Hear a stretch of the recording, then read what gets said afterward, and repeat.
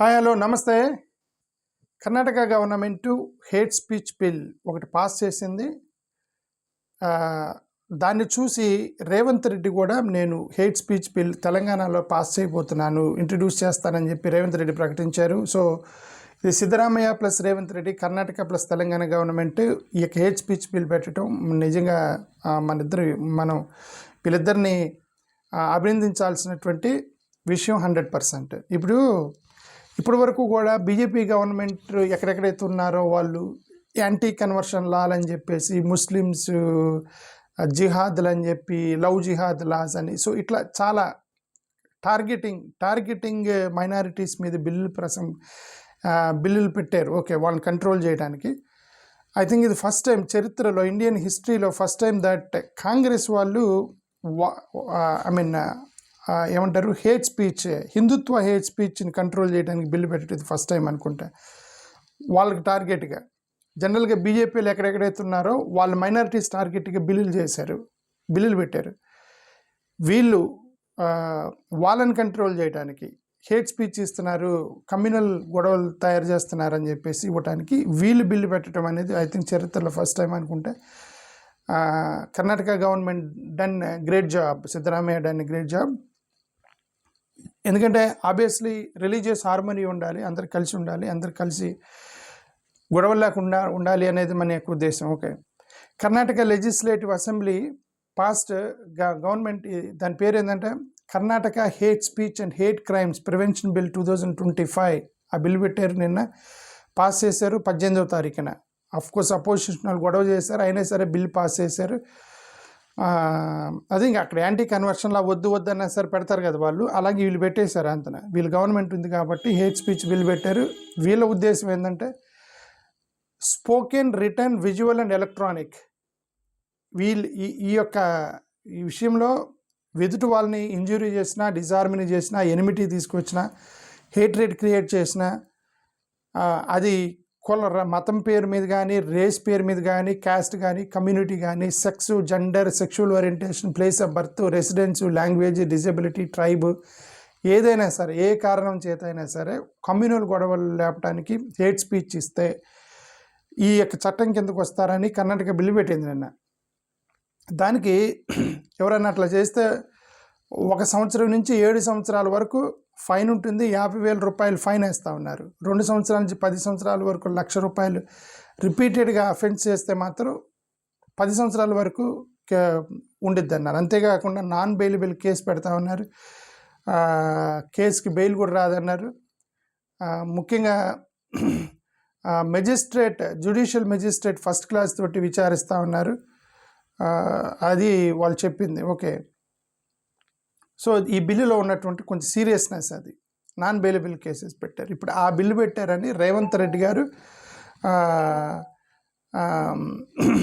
ఆ బిల్లు పెట్టారు కాబట్టి ఇప్పుడు రేవంత్ రెడ్డి గారు ఆ తెలంగాణలో కూడా నేను బిల్లు పెట్టబోతున్నాను అని చెప్పేసి రేవంత్ రెడ్డి గారు ప్రకటించారు నిన్న. ఇప్పుడు కర్ణాటకలో నేను పాస్ చేశారు కాబట్టి ఇప్పుడు వీళ్ళిద్దరూ కూడా గతంలో కొన్ని ఇన్సిడెంట్లు జరిగాయి. కర్ణాటకలో ఎందుకు ఆ బిల్లు పెట్టాల్సి వచ్చిందంటే, ఆర్ఎస్ఎస్ లీడరు ఆయన పేరు కల్లాడక ప్రభాకర్ బత్ మీద దక్షిణ కన్నడ బంత్వాల్ రూరల్ పోలీస్ స్టేషన్లో ఒకసారి కేసు ఫైల్ అయింది 2025 జూన్ 2వ తారీఖున. ఆయన హేట్ స్పీచ్ ఇచ్చాడని. ఓకే, ప్లస్ ఒక హిందూ యాక్టివిస్ట్ని చంపేశారు, వైలెన్స్ జరిగి. అందుకే వైలెన్స్కి మతం అనేది ఉండదు, కులం అనేది ఉండదు. Violence is violence. అది హిందువులైనా చంపేసిద్ది, ముస్లింలను చంపేసిద్ది, క్రిస్టియన్స్ని చంపేసిద్ది. Violence is violence. Okay, anybody can lose life. మనకున్నాయి కులాలు మతాలు, మనకున్నాయి. వైలెన్స్కు కులాలు మతాలు ఉండవు.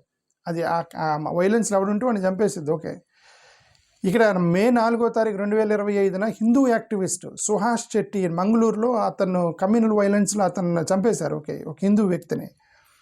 ఉడిపిలో నుండి ఒక అతను సోషల్ మీడియాలో ఏదో పోస్ట్ చేశాడట, దాని నుంచి కమ్యూనల్ వైలెన్స్ వచ్చి ఒక హిందూ పర్సన్ చంపేశారు. ఓకే, ఇప్పుడు మరి ఎవరు ఆ హిందూ పర్సన్ లైఫ్ ఎవరిదే చేయాలి? ఓకే, ఇప్పుడు ముస్లిం అయినా, క్రిస్టియన్ అయినా, హిందూ అయినా ఒక ప్రాణం పోతే ఎవరు తెచ్చేయాలి? వాళ్ళ ఫ్యామిలీ మెంబర్స్ని ఎవరు ఆదుకోవాలి? వాళ్ళ కుటుంబం ఉంటుంది.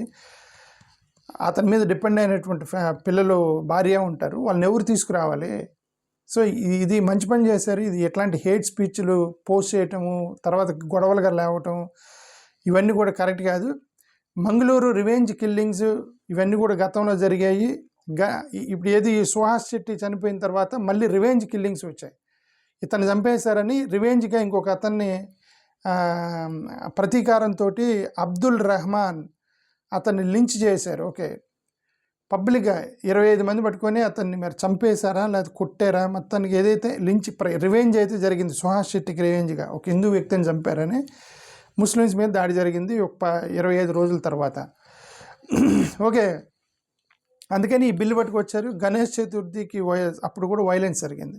తెలంగాణలో అయితే బీజేపీ ఎమ్మెల్యే రాజా సింగ్ అతను చాలా కాంట్రవర్షియల్ స్టేట్మెంట్ చేశాడు. ఎంఐఎంకి సంబంధించిన అసదుద్దీన్ ఓవైసీ అతను కూడా మాకు 10 నిమిషాలు ఎత్తి చంపేస్తామని చెప్పి వీళ్ళందరూ కూడా ఒకరి మీద ఒకరు హేట్ స్పీచ్ చేసుకుంటున్నారు వీళ్ళంతా. ఓకే, సో వీళ్ళందరిని కంట్రోల్ చేయడానికి రేవంత్ రెడ్డి కూడా బిల్లు పెడతానని పెట్టాలని కూడా కోరుకుంటున్నారు రేవంత్ రెడ్డి గారు. కమ్యూనల్ వైలెన్సెస్ జరిగాయి జూన్ 5వ తారీఖున. ఇప్పుడు మార్వారి గోబ్యాక్ ఒక చిన్న పార్కింగ్లో ఒక చిన్న గొడవ జరిగిందని, పార్కింగ్ దగ్గర మార్వారి గోబ్యాక్ ప్రొటెస్ట్ తీసుకొచ్చారు. అక్కడ పెద్ద గొడవ అయింది వీళ్ళకి హైదరాబాద్లో. ఓకే, మొహరం రిలేటెడ్ వైలెన్స్లు జరిగాయి తెలంగాణలో. అదే వక్ఫ్ అమెండ్మెంట్ అప్పుడు గొడవలు, ఇవన్నీ కూడా గొడవలు జరిగాయి తెలంగాణలో కూడా. సో కాబట్టి ఇంత గొడవలు జరుగుతున్నాయి కాబట్టి మనం వీటిని కంట్రోల్ చేయాలని నేను కూడా అనుకుంటున్నాను. మంచి పని చేస్తున్నారు, బిల్లు పెడుతున్నారని. ఇప్పుడు 2018 NDTV VIP hate speech tracker నేను గతంలో చూపించాను, నిన్న ఒక వీడియోలో పెట్టాను, స్పెసిఫిక్గా మళ్ళీ చూపిస్తున్నాను. ఇది చూడండి, తెలుగులో మోదీ హయాంలో విద్వేషం పైకి 1130% పెరిగిందట. విద్వేష ప్రసంగాలు చేసిన వాళ్ళు ముఖ్యంగా బీజేపీ వాళ్ళు 297 మంది చేస్తే, కాంగ్రెస్ వాళ్ళు 10 మంది, Trinamool 6, MNS 5, BSP 4, RSS 4, SP 4, MIM 4, RJD 3, SS గవర్నర్లు చేశారట. అంటే విద్వేషపూరితమైనటువంటి కేసులు. ఏమైనా గవర్నర్లు కూడా హేట్ స్పీచ్లు ఇస్తే ఎలాగా? ఓకే, ఇప్పుడు ఎన్డీటీవీ వాళ్ళు దీన్ని ఎలా చేస్తారంటే, న్యూస్ పేపర్లో వచ్చినవి, సోషల్ మీడియాలో పోస్ట్ చేసేవి, సోషల్ మీడియాలో తిరుగుతున్న వీడియోలు మొత్తం కూడా చూసి అనలైజ్ చేస్తారట వీళ్ళు ఎన్డీటీవీ వాళ్ళు. సో దాన్ని బట్టి వీళ్ళు చెప్పింది ఇదంతా. ఓకే, సో ఇప్పుడు ఎన్డీటీవీ హేట్ స్పీచ్ 2018లో వాళ్ళు ఏం చెప్పారు, 500% పెరిగింది అన్నారు. అంటే యూపీఏ గవర్నమెంట్ లాస్ట్ 4 yearsలో ఎంత చాలా తక్కువ ఉంటే, అంటే యూపీఏ గవర్నమెంట్లో 21 ఉంటే ఎన్డీఏ గవర్నమెంట్లో 124 హేట్ స్పీచ్లు ఇచ్చారంట 2018లో వాళ్ళు చెప్పింది ఇది. ఓకే, ఎగ్జాంపుల్ వినయ్ ఖతికార్ అనే ఆయన ముస్లిమ్స్ తాజ్మహల్ హిందూ టెంపుల్ ఇది అని ఆయన స్టేట్మెంట్ చేశాడు. ఓకే, తాజ్మహల్ కింద హిందూ టెంపుల్ ఉందని ఏదో చేశాడట. Okay, union minister Anant Kumar Hegde అతను ఒక స్టేట్మెంట్ చేశాడట, సెక్యులరిజం పదం తీసేయాలి రాజ్యాంగం నుంచి అని. యోగి ఆదిత్యనాథ్ గారు అయితే ఇంకా లవ్ జిహాద్, యాంటీ ముస్లిం మీద చాలా కాంటెక్స్లు చేశాడు యోగి ఆదిత్యనాథ్ గారు. ఓకే, సో ఇవన్నీ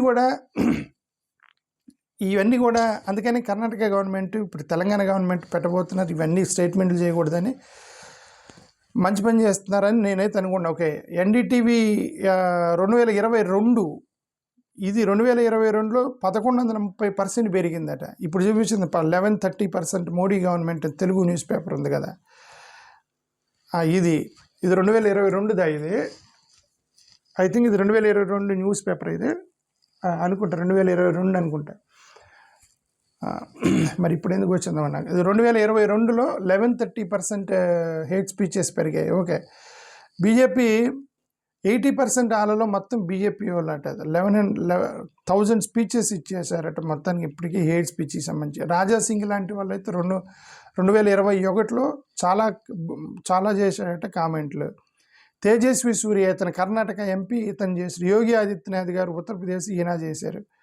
డాక్టర్ వామన్ ఆచార్య బీజేపీ స్పోక్స్ పర్సన్ చాలా ఇచ్చాడు. ఈ అసదుద్దీన్ ఓవైసీ ఇతను చాలా ఇచ్చాడు. ఓకే, ఇవన్నీ కూడా హేట్ స్పీచ్లు ఇచ్చుకుంటున్నారు ఒకరి మీద ఒకరు. ఇవన్నీ గొడవలు తగ్గించడానికి ఈ బిల్లు పనికొచ్చిందని నేను కూడా అయితే అనుకుంటున్నాను. ఓకే, సో మంచి పని చేస్తున్నారు.